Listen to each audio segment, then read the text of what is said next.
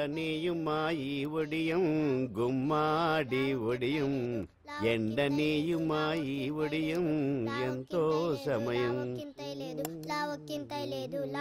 అరే అరే లా ఒక్కింతే లేక కదరా ఒడియాలు పెట్టుకుంటున్నాను. ఇంకో పద్యం చదివు.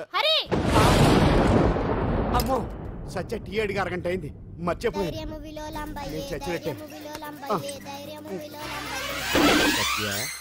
ఏంటి ఎంతసేపు అడిగి? అంటే నీకు పప్పు సార్లు ఒడియాలు ఇష్టమని ఎంత కష్టమైనా పెడుతున్నాను. తాగు. ఏంటిది?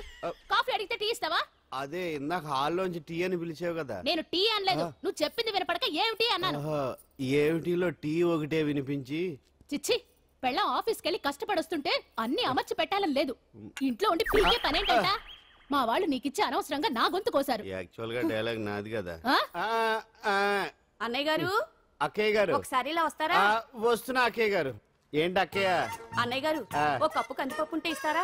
దాన్నే భాగ్యం కందిపప్పు కప్పు కూడా ఇచ్చేసాను. నువ్వు రాత్రి చక్రవాకం సీరియల్ చూసావా? మా ఇంట్లో కరెంటు ఉండి వస్తే కదా అన్నయ్య గారు చూడడానికి. మరి మీరు? ఏం జరిగిందంటే సత్యాకి తలకాయ పొడి వస్తే అమృతాంజన్ రాజు పిల్లని పడుకోబెడితే 10 అయిపోయింది. ఇంకెక్కడ చక్రవాకం? అన్నానని కాదు గాని ఏ మాటకు ఆ మాట అన్నయ్య గారు. మీలాంటి భర్త దొరకటం వదిన అదృష్టం. ఇందా కందిపప్పు కదా అడిగా, మర్చిపోయాను. అయిపోయింది. లేదు కొంచెం ఉంటే పప్పు సార్ పెట్టేశాను. అక్కయ్య గారు, దీనికి కందిపప్పు కాదు గన్నేరు పప్పు ఇవ్వాలి. కుళాయిలో నీళ్ళు వస్తున్నాయి. వదిన నా బిందు కూడా పెట్టి వచ్చేస్తున్నా.